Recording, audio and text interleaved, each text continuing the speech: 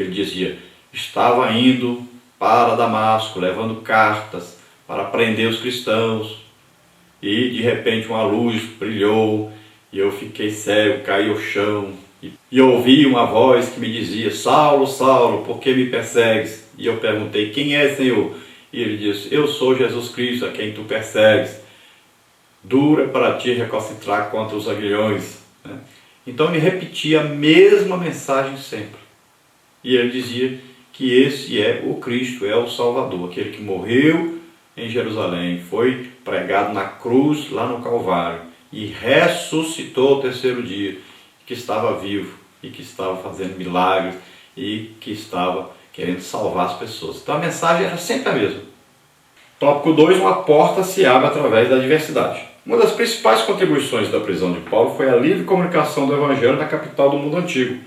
Os cristãos estavam espalhados por toda a cidade de Roma e adjacências. Definitivamente, a prisão de Paulo não reteve a força do Evangelho e o promoveu universalmente. Deus usou o sofrimento do apóstolo para que o Evangelho fosse anunciado de Roma para o mundo. Então, a prisão de Paulo serviu para que ele evangelizasse a guarda pretoriana, que era o lugar mais difícil do Evangelho entrar. Tinha igreja em Roma? Tinha. Vários que fugiram de Jerusalém devem ter ido para lá, né? Outros que Paulo pregou, naquelas cidades que Paulo pregou e aceitaram a Cristo, que foram para Roma, também pregaram o Evangelho lá. Existiu a igreja. Embora essa igreja não desse apoio a Paulo, não queria apoiá-lo na sua missão de pregar o Evangelho na Espanha. Mas uma igreja que nós vamos ver que não estava progredindo muito no Evangelho. Talvez com medo de serem presos, como Paulo foi, e com medo então de morrerem por causa do Império Romano, que não aceitava adoração a não ser a César. Não poderia se adorar qualquer Deus a não ser César.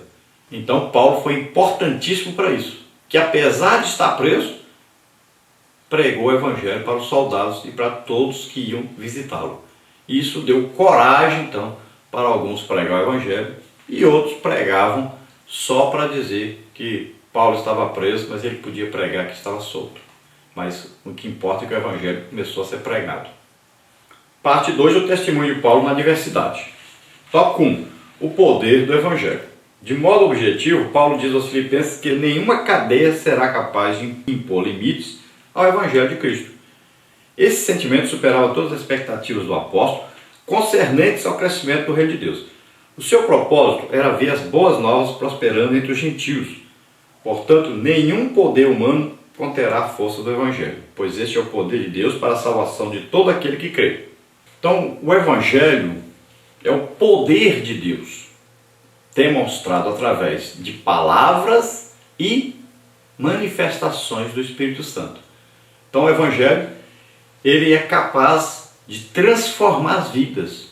Ele é capaz de mudar qualquer tipo de situação.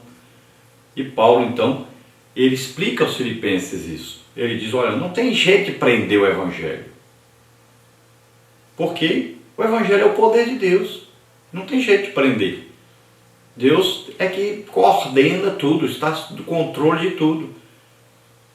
Então, se tentarem prender aquele que prega o Evangelho, mesmo preso, ele vai conseguir levar o Evangelho adiante. Não tem como prender, como acabar com o Evangelho, com a pregação do Evangelho.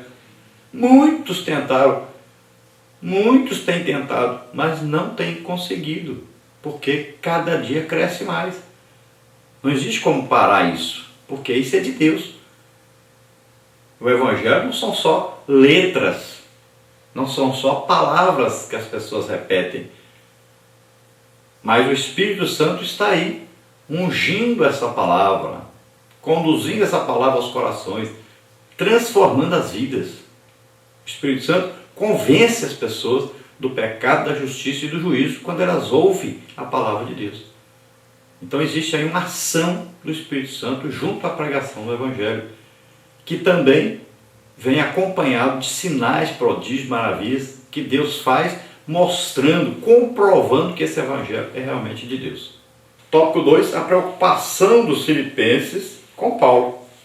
Está implícita a preocupação dos filipenses com o bem-estar de Paulo. Eles o amavam e sabiam do seu ardor em proclamar o Evangelho. Todavia, achavam que a sua prisão prejudicaria a causa cristã. Então os filipenses se preocupavam, era uma igreja muito pobre. Nós vamos ver que Paulo fica até surpreso quando ele vai levar uma oferta a Jerusalém, e fica até surpreso que os filipenses ajudavam, porque eles eram tremendamente pobres e ajudavam o apóstolo Paulo, o seu sustento. E ainda quando ele quis mandar uma oferta para Jerusalém, e eles foram os que mais se prontificaram a ajudar, por incrível que pareça. Paulo ficou até assustado com essa atitude deles, com o amor que eles tinham pelas pessoas, que eles tinham aprendido de Deus diretamente. Então veja só que a preocupação deles com Paulo é muito grande, tanto com a saúde de Paulo, quanto com as prisões de Paulo. Eles sabiam que o desejo de Paulo era tão grande por ganhar almas, e eles sabiam quanto ele estava sofrendo, porque não podia estar solto pregando o evangelho por toda parte. Então, todavia, achavam que a sua prisão prejudicaria a causa cristã. O versículo 12 traz exatamente essa conotação. E quero, irmãos, que saibais que as coisas que me aconteceram contribuíram para o maior proveito do evangelho. Para o apóstolo, seu encarceramento contribuiu ainda mais para o progresso da mensagem evangélica. Os filipenses achavam assim, bom, agora o evangelho vai ser prejudicado, porque Paulo é que passa por todo lugar pregando o evangelho, abrindo igrejas. Então, agora o evangelho vai ficar parado. Quem é que vai fazer o trabalho que Paulo fazia? É igual hoje nós vemos, as pessoas querem pregar o evangelho, mas sem correrem nenhum risco. Pessoas que vão pregar o evangelho, por exemplo, no Oriente Médio, estão pregando o evangelho escondido. Estão com medo de que alguém saiba que eles estão pregando o evangelho. Incrível isso. Por isso que Paulo era tão necessário naquela época, porque as pessoas tinham medo de pregar o evangelho. E era o que acontecia em Roma. Morriam de medo de pregar o evangelho e serem presos, serem mortos.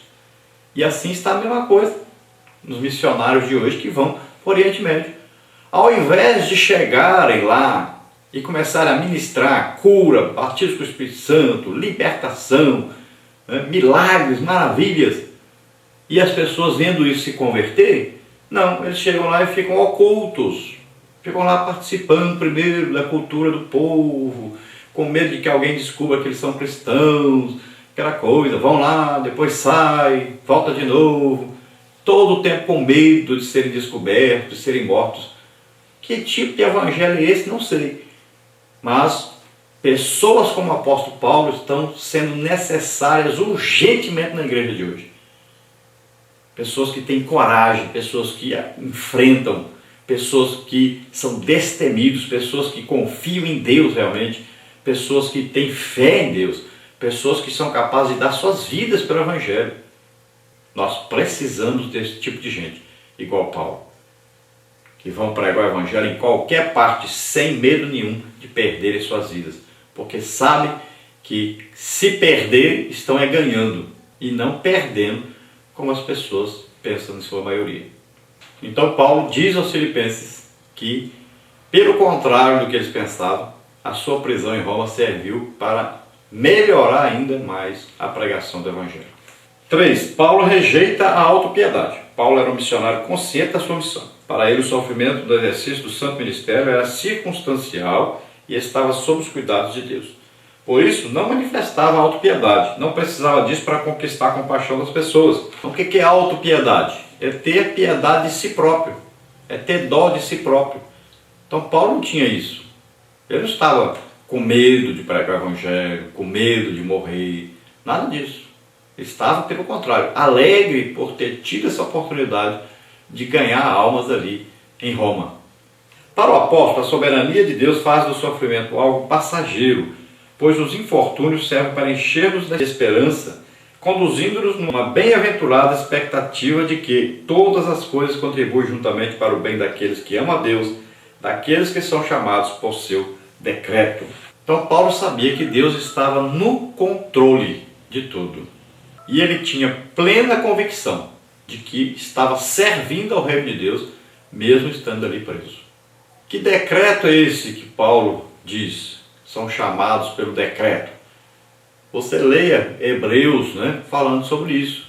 Tu és meu filho, eu hoje te gerei. Então, no dia que você aceita Jesus como Senhor e Salvador, É como se você recebesse esse decreto. Todo aquele que aceita Jesus como Senhor e Salvador, Deus dá um decreto naquela hora. Diz, olha, tu és meu filho a partir de hoje. Eu te gerei pela pregação do Evangelho, através do Espírito Santo que o convenceu do pecado, da justiça e do juízo. Então, você foi gerado. E você, para ser gerado, precisou aceitar Jesus como Senhor e Salvador. Então, Deus diz, tu és meu filho a partir de hoje. O seu nome é escrito no livro da vida lá no céu. Então, esse é o decreto. Todos são chamados, não importa a situação que você estiver. Se você ouvir o Evangelho e atender ao chamado de Deus, então você receberá o decreto. Tu és meu filho, passa a ser filho de Deus a partir daí. Parte 3. Motivações para a pregação do Evangelho. Então aí tem uma motivação positiva e uma motivação negativa. Então o Evangelho era pregado em Roma, depois que Paulo estava prisioneiro ali e pregava o Evangelho à guarda pretoriana e a todos que o visitavam. Então havia dois motivos aí, bem claros. Uns pregavam por motivo bom e outros pregavam por motivo ruim. Mas Paulo diz, tanto faz, o importante é que o Evangelho seja pregado. Então vamos ver aí, primeira motivação, a motivação positiva. E muitos dos irmãos no Senhor, tomando ânimo com as minhas prisões, ousavam falar a palavra mais confiadamente, sem temor. Estava claro que os cristãos romanos, bem como para a guarda pretoriana, que o processo judicial contra Paulo era injusto, porque ele não havia cometido crime algum. Além de saberem da inocência do apóstolo, os pretorianos recebiam diariamente deste a mensagem do Evangelho. O resultado não poderia ser outro. Os cristãos filipenses foram estimulados a anunciar o Evangelho com total destemor e coragem. Então muitos irmãos ali da igreja em Roma, e a partir da carta de Paulo também os irmãos da igreja lá em Filipos, que não pregavam o Evangelho, começaram a pregar. Mas o mais importante, Paulo está dizendo, aqui em Roma, muitos vendo que eu estava preso e mesmo assim pregava o Evangelho, e mesmo assim ganhava almas, estão agora pregando o Evangelho também. Perderam o medo, de repente, de ficar pregando o Evangelho. E começaram a pregar o Evangelho. E eles pensavam, bom, o máximo que pode acontecer é um de nós ser preso também, como Paulo está preso. Então, começaram todos a, de repente, despertarem para pregar o Evangelho também.